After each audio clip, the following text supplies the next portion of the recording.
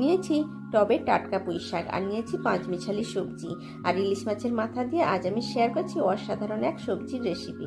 তো ইলিশ মাছগুলোকে ভেজে নিয়েছি, ওই তেলেই পাঁচফোড়ন আর শুকনো লঙ্কা দিয়ে ওটাকে লাল লাল করে নিলাম। দিয়ে দিলাম ইলিশ মাছের তেলটা, ওটাকে অল্প নাড়াচাড়া করে নিয়েছি। এইবার ইলিশ মাছের মাথাটা দিয়ে দিচ্ছি, বেশ বড় সাইজের ইলিশ, তাই ইলিশ মাছের মাথাটা দিয়ে দিচ্ছি, অল্প নাড়াচাড়া করে নিয়ে ঘেটে দিলাম।